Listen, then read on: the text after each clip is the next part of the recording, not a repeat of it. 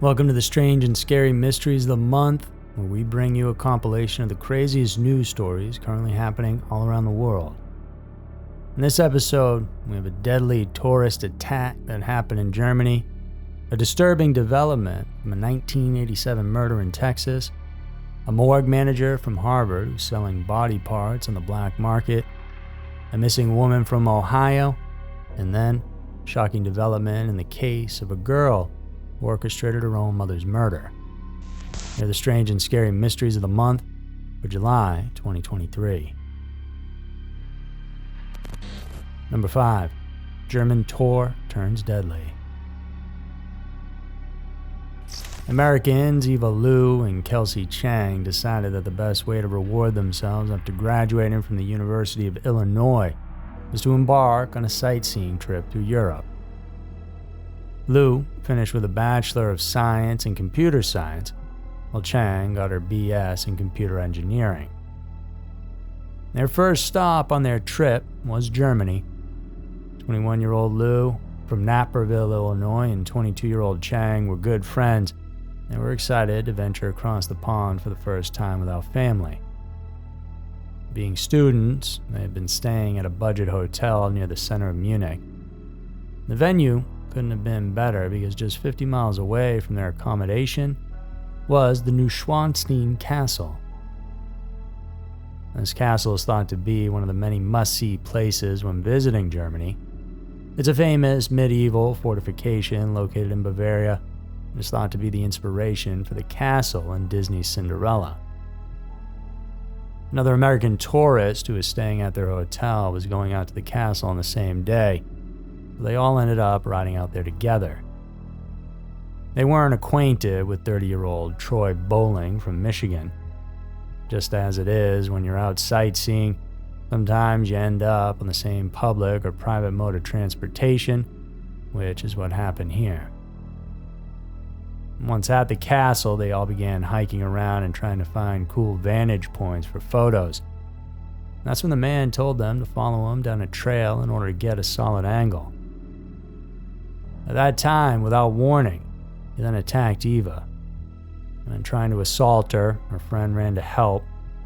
He then shoved Eva off of a cliff before wrapping his hands around Kelsey's throat before pushing her as well. Reports said that the girls fell halfway down a 165-foot ravine. Videos taken by tourists show a gnarly scene wherein the two female tourists landed next to each other. Footage also revealed German rescuers hurrying to save the women. Liu and Chang were then quickly flown to a nearby hospital, and unfortunately Liu was pronounced dead on arrival. Chang likely would have perished as well had it not been for a fallen tree which appeared to have slowed her fall. Bavarian police later confirmed that Chang had miraculously only suffered light injuries from that massive fall. Meanwhile, the assailant was immediately arrested and can be seen in another video being led away in handcuffs, scratches across his face and neck from where the girls fought back. And Troy is still awaiting his trial, but could be put behind bars for the rest of his life. Chang is healed from the physical injuries, but the nightmare of being pushed over a cliff and losing her friend on their dream vacation will be a scar that she'll carry forever. Number 4. Killer Sign Victim's Funeral Guestbook. Not even in a God-fearing town like Stephenville, Texas, are people spared from the horrors of murder. On July 28, 1987, Joe Atkins went to check on his daughter, Susan Woods, at her home when she didn't report to work. What he found there was very unexpected and terrifying. Susan lying lifeless in a very compromising state. According to the medical examiner, she had been brutally assaulted and then killed. Circling the 30-year-old's throat were bloodied strain marks, suggesting that she had been strangled with an electrical cord, which was found laying across the bed. And an object of interest was a mascara-stained pillow, as police could see the clear outlines of Susan's face, though it appears that had been pressed over her nose and mouth at some point, likely before the strangulation with the cord.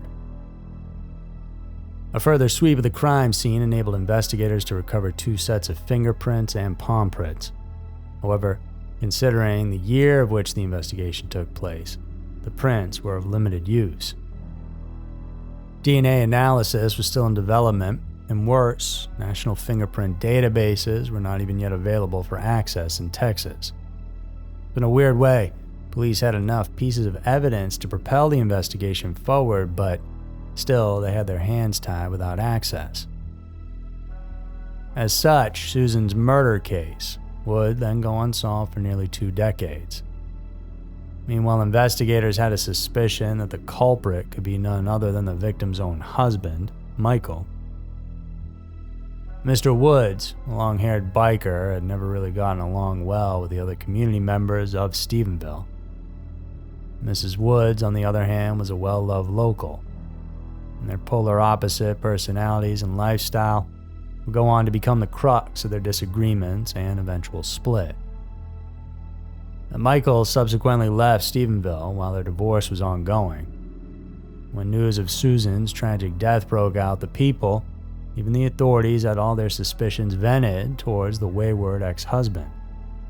However, the police could not, beyond a reasonable doubt, link him to the crime. Woods, on his part, of course, insisted he had nothing to do with the ex-wife's death. Still, though, he remained the public's suspect number 1. But things all changed in 2006 when a detective decided to reopen the case and made use of the FBI's newly developed electronic fingerprint database. At that point, they were able to get a match, and much to their surprise, a new suspect. The person in question was a man named Joseph Hatley, who was no stranger to Woods. According to reports, he was the cousin of the victim's best friend. It's horrifying to note that this new suspect even went to Susan's funeral and signed the guest book. The audacity and boldness of this act is indicative of Hatley's propensity to commit such heinous crimes. Because just a year after Susan's murder, the Stephenville native was arrested for assaulting a 16-year-old girl. And the details of his crime were so brutal they convinced investigators that this wasn't the first time Hatley had done such a vile act. He was eventually convicted for aggravated assault with a minor, and while incarcerated and faced with the new evidence about Susan, in 2007 he confessed to the murder, and for that was sentenced to 30 more years in jail. But after only serving 11 years for the woman's murder, Hatley was released from prison in 2018. Family and friends of the victims were disgusted, but perhaps karma caught up with them. In 2021, at the age of 56, the man died alone in his RV from cancer. Number 3. Morgue manager caught selling body parts.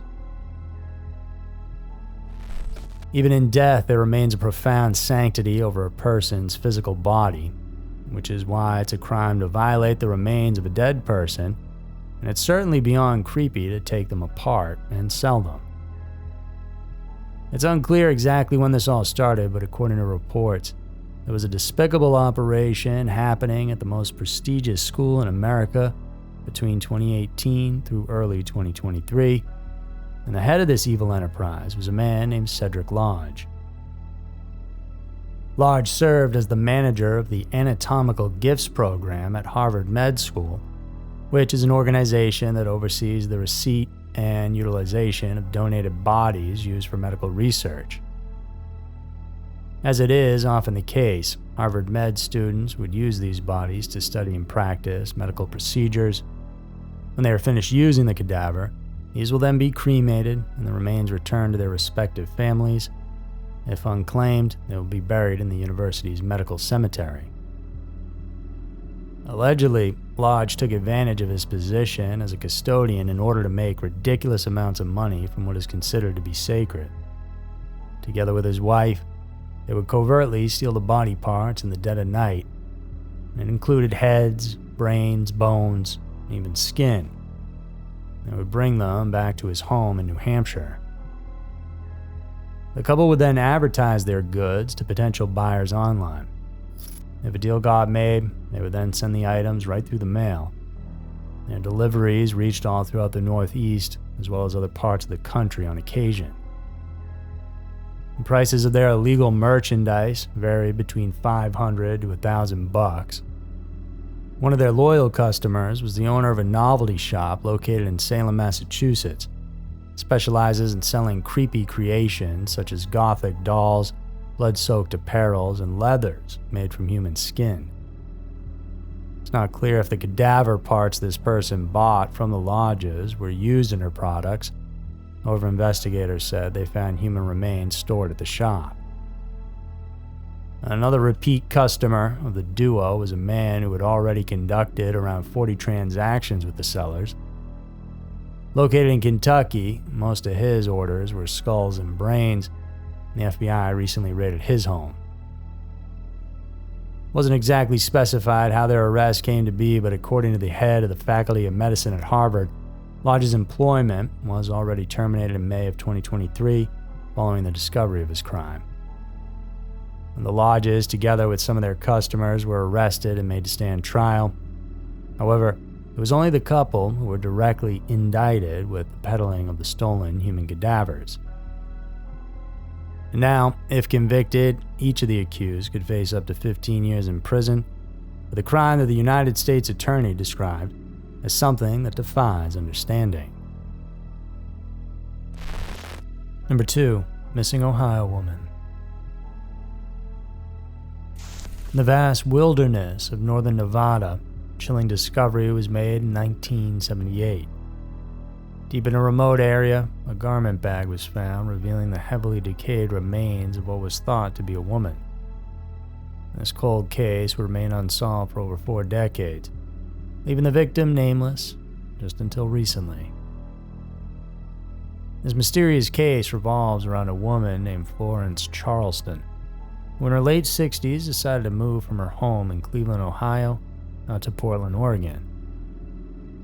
The question as to how she later ended up dead and buried 535 miles away from her new home has been a mystery for years. However, recent developments in DNA testing and research may have finally brought hope to solving this puzzling crime.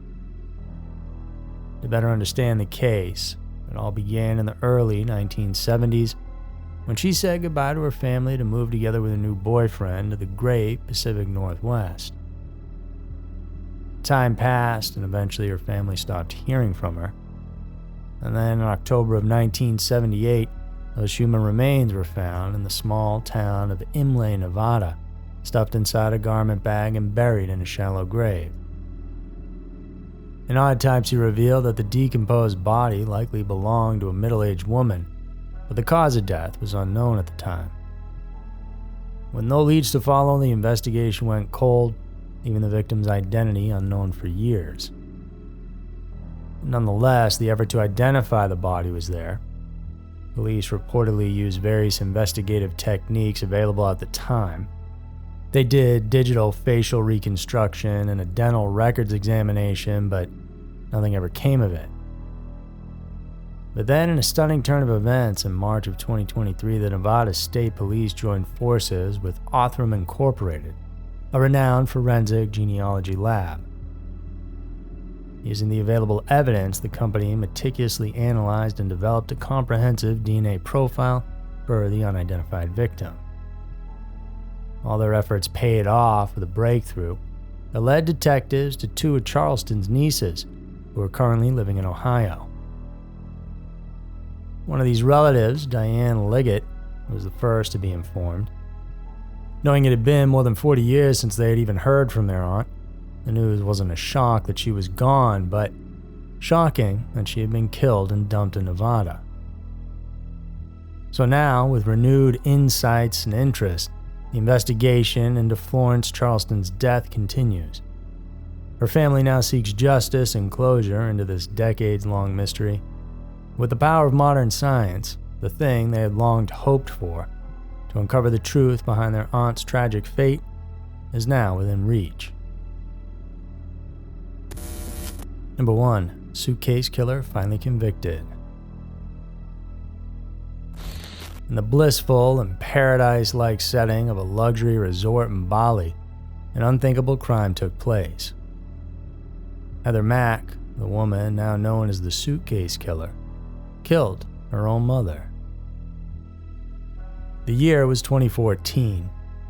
Heather and her boyfriend, Tommy Schaefer, embarked on a family vacation together with her mother, Sheila Von Weismack.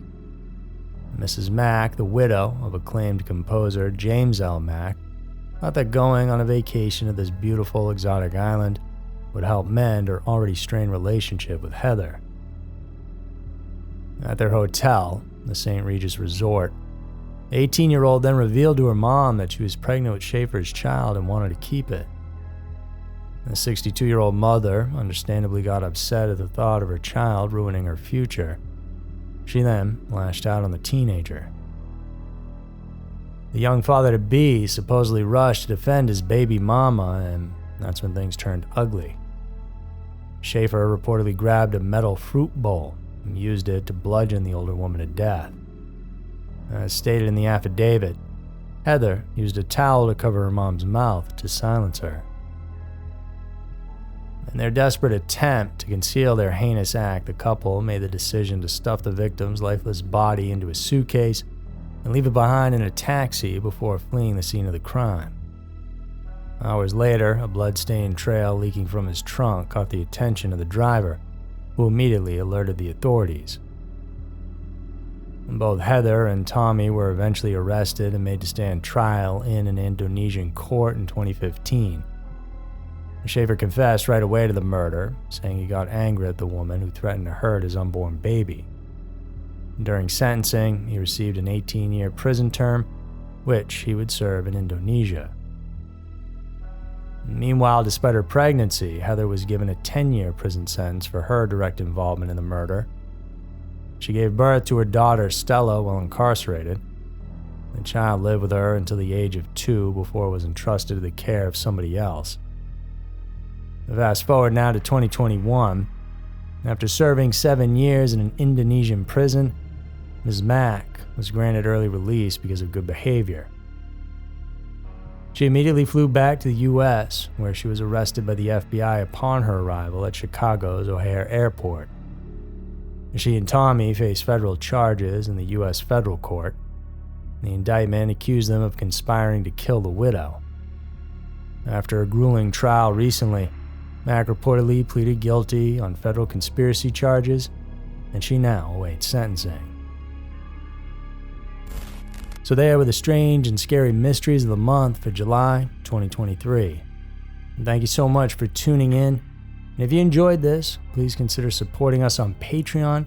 You get access to new videos each week, plus a huge library of uncensored stuff from us you can binge. Stay safe out there. I'll see you guys in the next one.